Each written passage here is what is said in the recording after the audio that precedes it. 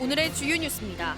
신영대 국회의원은 대통령실이 기본계획 마련 후 일괄 결정하는 의견에 긍정적이고 이 같은 입장을 행안부에 전달하는 것으로 안다고 밝혔습니다. 또 세계 시군의 갈등을 줄이기 위해 새만금을 중심에 둔 선거구 획정도 상생 방안이 될 수 있다고 강조했습니다. 민주당이 정부가 요구한 예비비 등을 줄이는 대신 새만금과 지역 확대 예산은 복원시키겠다는 입장을 밝혔습니다. 홍익표 원내대표는 새만금 예산을 5천억 원 이상 복원하고 지역사랑 상품권 예산은 7천억 원을 확보하겠다고 강조했습니다. 익산시가 가동하고 있는 방범용 CCTV가 노후화되고 화질까지 낮아 제 역할을 하지 못하고 있습니다.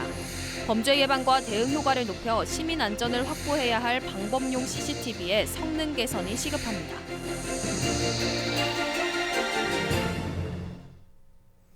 여러분 안녕하십니까? 11월 28일 화요일 종합뉴스입니다. 신영대 국회의원은 오늘 정책간담회를 열고 새만금 관할 결정과 관련해 대통령실이 새만금 기본계획이 세워진 후 일괄적으로 결정할 필요성이 있다는 의견에 긍정적인 입장이라고 밝혔습니다. 또 세계 시군의 갈등을 줄이기 위해 새만금을 중심에 두고 내년 총선 선거구를 획정하는 것도 상생 방안이 될 수 있다고 강조했습니다. 모형숙 기자입니다. 새만금의 가로축인 동서도로와 신항만 방파제, 군산과 김제가 행정구역을 놓고 관할권 다툼을 벌이고 있습니다. 정부는 지난 2월 첫 분쟁 조정 절차를 진행해 지금까지 5차례 회의가 끝난 상황. 제각각 관할권을 요구하는 첨예한 대립 속에 정부가 신중한 입장을 보이고 있는 것으로 알려졌습니다. 신영대 국회의원은 28일 기자들과의 정책간담회를 통해 대통령실에서 새만금 기본계획이 만들어진 후 일괄적인 결정이 필요하다는 얘기를 들었다고 밝혔습니다. 구간마다 관할권을 가지고 의결하는 것은 적합하지 않다며 그런 방향으로 협의할 것을 행안부에 전달한 것으로 안다고 전했습니다. 김대기 대통령이 비서실장하고 좀 얘기를 나눴어요. 정부가 지금 얘기하고 있는 대로 새만금의 마스터 플랜을 새로 만들고 있잖아요. 이런 게 좀 일정 정도 이게라도 만들어진 이후에 결정을 하든지 더 길게는 일정 정도 새만금의 개발이 어느 정도 완성된 이후에 일괄적으로 결정하는 게 맞다 이런 말씀을 드렸고 그런 부분에서 좀 긍정적으로 답변을 했고요. 신 의원은 중분위의 최종 결정이 나오지 않아 조심스럽게 추이를 지켜보고 있다는 입장입니다. 특히 새만금 기반시설이 하나둘 완공될 때마다 갈등이 반복되는 구조라며 화합과 통합이 절실하다고 강조했습니다. 군산 김제 부안이 통합해서 군산 김제 부안을 놓고서 군산은 산업도시의 기능, 김제는 어쨌든 도시 한가운데 있기 때문에 행정 중심 도시의 기능, 그리고 부안은 관광 도시의 기능 이렇게 해서 서로 좀 각각의 장점을 살린 도시 새만금 개발의 방향성을 갖고서 노력했으면 좋겠다. 내년 총선을 앞두고 선거구 획정에 새만금을 중심에 두고 정하는 것도 지자체 간 상생의 방안이 될 수 있다는 뜻도 내비쳤습니다. 전체 열석을 지키는 전제하에 전라도 내의 선거 획정은 이루어져야 할 거다. 그런 과정에 군산과 김제 부안을 한 선거를 놓고 가불로 나누는 것 역시도 충분히 검토될 수 있겠다. 어쨌든 행정구역은 그대로 있는 거기 때문에 제가 군산시를 대표하는 국회의원으로서 선거구가 제 선거구가 아니라고 그래서 그런 부분 자체를 소홀히 하거나 지역의 현안들 푸는 데 소홀히 하거나 이러진 않을 거다. 여전히 결론을 내지 못한 새만금 관할 분쟁. 갈등을 줄이기 위해 결정을 늦춰야 한다는데 무게가 쏠리고 있습니다. KCN 모영숙입니다. 민주당이 정부가 요구한 예비비 등을 줄이는 대신 새만금과 지역화폐 예산은 보완시키겠다는 입장을 정했습니다. 홍익표 민주당 원내대표는 오늘 열린 원내 대책회의에서 정부가 편성한 내년 예산안 가운데 예비비 등 4조 6천억 원을 감액하겠다고 밝혔습니다. 대신에 새만금 예산은 5천억 원 이상을 복원하고 지역사랑 상품권 예산은 국회 상임위에서 의결된 수준인 7천억 원을 유지하겠다고 강조했습니다. 정부가 새만금 농업용지를 줄여 산업용지를 늘리는 방안을 검토하고 있습니다. 정부가 새만금 기본계획을 다시 수립하고 있는 가운데 매립이 끝난 농업용지 일부를 산업용지로 전환하는 방안을 우선 검토하는 것으로 알려졌습니다. 최근 새만금 산업단지가 이딴 투자 유치로 84%가 분양을 마치는 등 조만간 포화 상태에 이를 것으로 예상되고 있기 때문입니다. 정부는 내년 시행 예정인 새만금 토지 이용 계획 연구 용역 결과를 바탕으로 세부적인 방안을 결정하기로 했습니다. 익산시가 올해 기본형 공익직불금으로 381억 원을 지급합니다. 기본형 공익직불금은 농민 소득 안정을 위한 것으로 12월부터 지급이 이뤄집니다. 지급 대상은 16,202농가, 19,146헥타르입니다. 농지가 소재한 읍면동 행정복지센터를 통해 지급받을 수 있습니다. 군산시의회가 새만금 2차 전지 특화단지에 폐수 처리 시설을 설치해 줄 것을 정부에 촉구했습니다. 군산시의회는 어제 열린 본회의에서 이한세 의원이 대표 발의한 새만금 2차 전지 특화단지에 폐수 처리장을 조속히 마련할 것을 촉구하는 건의안을 채택했습니다. 이 의원은 새만금의 경우 폐배터리 리사이클링 전초기지로 다른 2차 전지 특화단지보다 더 많은 오염물질이 배출될 것으로 우려된다고 지적했습니다. 그러면서 2차 전지 폐수의 바다 방류 처리 계획을 전면 재검토하고 전용 폐수 처리장 설치를 촉구했습니다. 국가식품 클러스터 입주업체가 중동 지역에 쌀 가공품을 수출했습니다. 한국식품산업클러스터진흥원에 따르면 세준 F&B는 45만 달러 규모의 떡볶이 떡을 수출했습니다. 이번 제품은 식품진흥원의 공동기술 개발 사업을 통해 만들어진 것으로 앞서 동남아 지역에 먼저 수출됐습니다. 군산시가 내년 사자성어로 극세척도를 선정했습니다. 강임준 시장은 극세척도의 자세로 당면한 난국을 극복해 내년 한 해 희망차게 도약하는 새로운 군산을 만들겠다는 의지를 담았다고 밝혔습니다. 또 급변하는 시대에 경제와 복지, 문화 등 활력이 넘칠 수 있는 시정 역량에 집중하겠다고 강조했습니다. 극세척도는 현재의 어려움을 극복하고 새로운 길을 만들어 나간다는 의미를 담고 있습니다. 익산시의회 정례회가 오늘부터 열렸습니다. 다음 달 20일까지 진행되는 이번 정례회를 통해 익산시가 제출한 내년도 예산안이 심의됩니다. 익산시는 내년 예산으로 1조 7,418억 원을 편성했습니다. 또 만경강 수변도시 특수목적법인 설립 자본금 출자 동의안과 유아숲 체험원 운영 민간위탁 동의안 등 각종 안건이 처리될 예정입니다. 한편 정례회 첫날 5분 발언을 통해 김진규 의원은 신흥 정수장의 효율적 관리를, 김미선 의원은 소상공인 정책 강화를, 유재고 의원은 공동주택 화재 대비 필요성을, 조은희 의원은 국립추위의 숲 조성사업 조속 추진을 요구했습니다. 전라북도가 산하기관에 대한 조직 진단을 마쳤습니다. 전라북도에 따르면 산하 공기업과 출연기관 16곳에 대한 경영 혁신안을 조만간 확정하기로 했습니다. 이번에 진행된 조직진단 최종 보고서에는 비슷한 업무를 한 기관으로 통합하는 조정안과 재정 보수 규정을 중앙부처나 전라북도 기준을 반영한 표준관리 지침을 적용하는 방안 등이 제안됐습니다.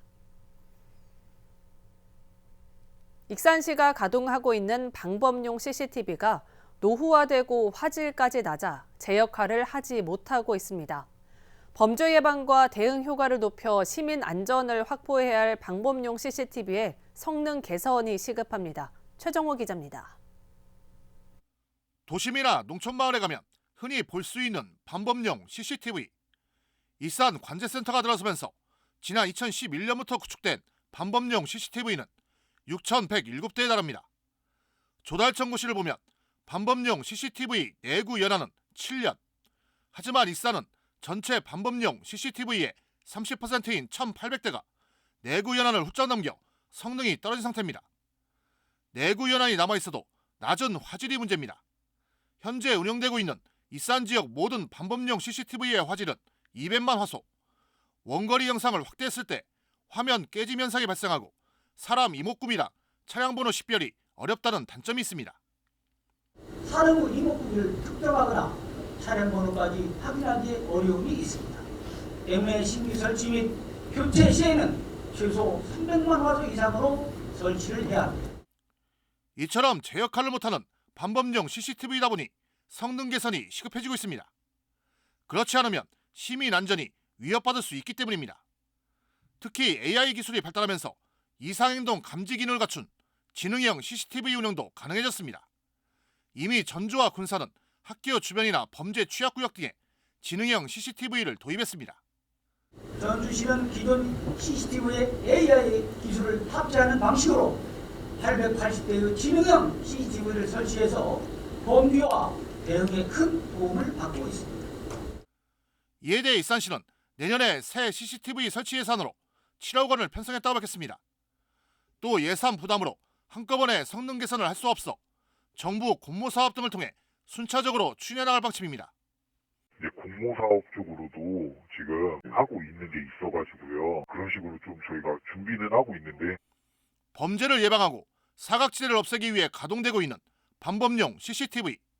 하지만 명확한 식별이 힘든 장비 탓에 시민들의 안전 확보가 어려운 무늬만 반범용 CCTV라는 눈총을 받고 있습니다. KCN 최정호입니다. 내년 총선을 앞두고 도내에서 첫 불법 행위가 적발됐습니다. 전라북도 선거관리위원회는 내년 4월 10일에 치러지는 제22대 국회의원 선거와 관련해 입후보 예정자 A씨 등 2명을 경찰에 고발했다고 밝혔습니다. 이들은 선거구민의 집을 직접 방문해 자신의 홍보 인쇄물을 배포한 혐의를 받고 있습니다. 공직선거법은 누구든지 선거운동을 위해 호별로 방문할 수 없도록 하고 있으며 이를 위반하면 3년 이하의 징역 또는 600만 원 이하의 벌금에 처해집니다. 도내에서 럼피스킨 발생이 잠잠해지면서 전체 소농가에 대해 선별적 살처분 방침이 적용됐습니다. 전라북도에 따르면 지난 17일 고창의 럼피스킨 확진 발생 이후 현재까지 추가 확진은 나오지 않고 있습니다. 이에 따라 고창을 포함해 도내 전체 소농가에 대해서는 선별적 살처분으로 전환됐습니다. 또 농가에 대한 출입 제한도 해제됐습니다.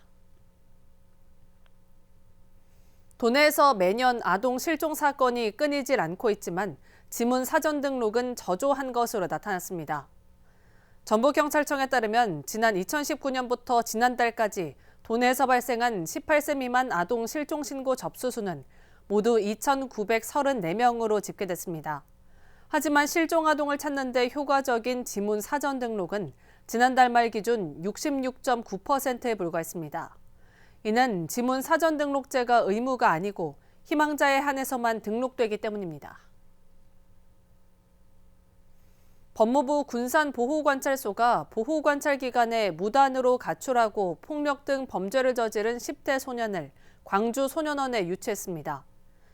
법무부 군산보호관찰소는 지난 25일 16살 A군을 법원의 허가를 받아 이같이 조치했다고 밝혔습니다.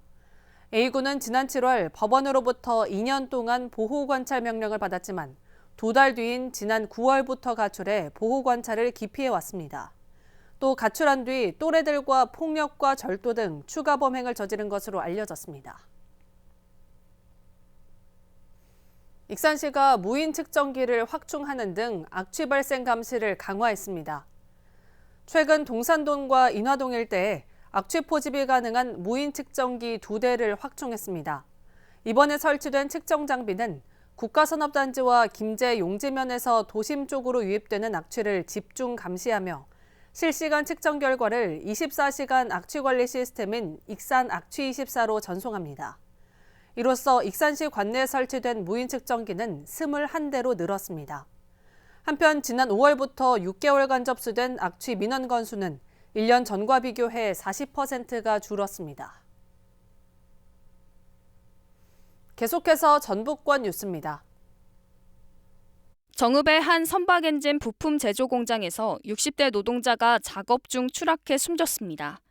28일 고용노동부와 정읍경찰서 등에 따르면 지난 23일 오후 4시 정읍시 북면의 한 선박 엔진 부품 제조 공장에서 60대 A씨가 25톤 트럭 적재함 위에서 작업하다 1.8m 아래 바닥으로 떨어졌습니다. A씨는 병원으로 옮겨져 치료받았으나 지난 26일 숨졌습니다. 사고가 난 사업장은 중대재해 처벌 등에 관한 법률이 적용돼 고용노동부와 경찰이 정확한 사고 원인을 조사하고 있습니다. 28일 오전 전주시 덕진구 양형고등학교 급식실에서 화재가 발생했습니다. 소방당국에 따르면 이불로 조리원 등 급식실 종사자 3명이 연기를 마셔 병원으로 옮겨졌고 기말고사를 치르던 학생들은 무사히 대피했습니다. 불은 펌프차 등 차량 23대와 진화인력 55명이 투입돼 40여 분 만에 진화됐습니다. 남원의 샤인머스켓 포도가 28일 캐나다 수출길에 올랐습니다. 이 포도는 지리산 농협이 수출 검역단지에서 생산한 것으로 당도가 높고 저장성이 뛰어난 것이 특징입니다. 이날 1톤이 항공편으로 보내졌고 시장 반응이 좋으면 추가로 수출할 예정입니다. 한편 남원 샤인머스켓은 높은 품질을 인정받아 베트남과 홍콩으로도 수출되고 있습니다. 지금까지 전북권 뉴스 김은서입니다. 군산의료원의 부채 비율이 매년 줄어들고 있는 것으로 나타났습니다. 전북도가 출연기관 부채 증가 비율 현황을 공개한 결과 군산의료원의 부채 총액은 지난 2020년 222억 원, 2021년 160억 원, 지난해 143억 원으로 집계됐습니다. 반면 의료원의 자기자본은 2020년 424억 원, 2021년 611억 원, 지난해 692억 원으로 나타났습니다. 이에 따라 자기자본 대비 부채 총액 비율인 부채 비율은 2020년 52.3%, 2021년 26.3%, 지난해 20.7%까지 떨어졌습니다. 익산시가 도시 경관계획을 재정비합니다. 이를 위한 경관계획 재정비 및 제2차 공공디자인 진흥계획 수립 용역이 오늘 통합전수관에서 최종 보고회를 가졌습니다.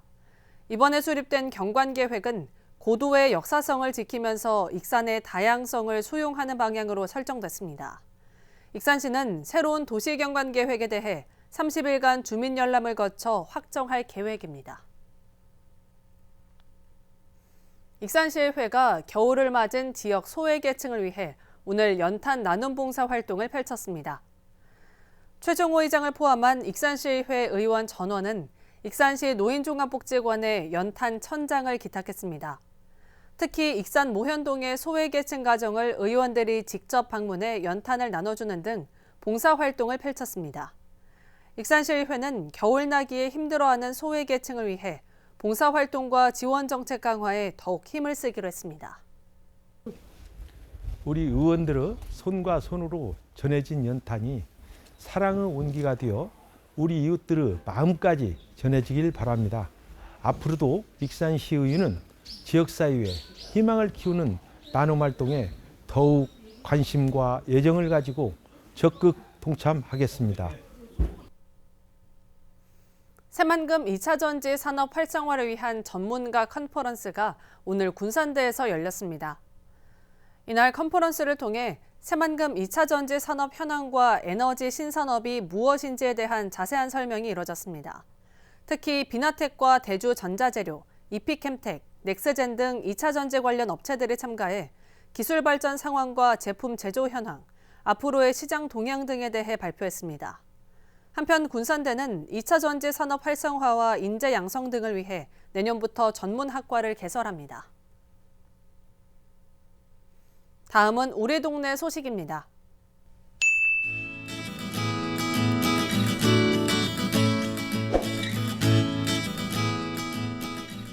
함여여고 보건간호과 교사와 학생 4명이 지난 27일 직접 만든 수세미를 기부했습니다. 학생들은 손뜨개로 수세미 약 50여 개를 만들어 함여읍 행정복지센터에 전달했습니다. 해당 수세미는 복지 사각지대에 놓인 가정에 방문해 전달될 예정입니다.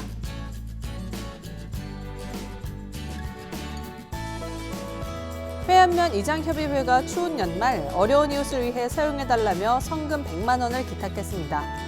성금은 지역의 소외계층을 위해 뜻깊게 사용될 예정입니다.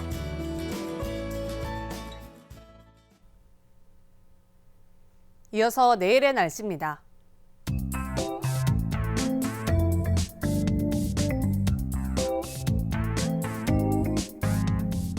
내일 전북은 흐리겠습니다.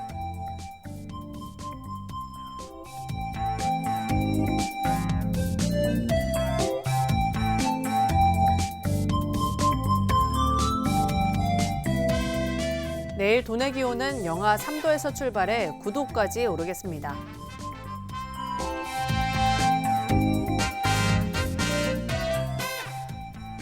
군산은 흐린 가운데 6도까지 오르겠습니다.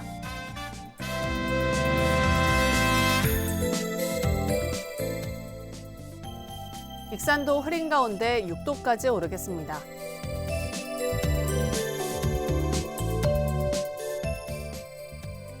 바다의 물결은 서해남부 먼바다에서 최고 2.5m로 다소 높게 일겠습니다. 날씨였습니다.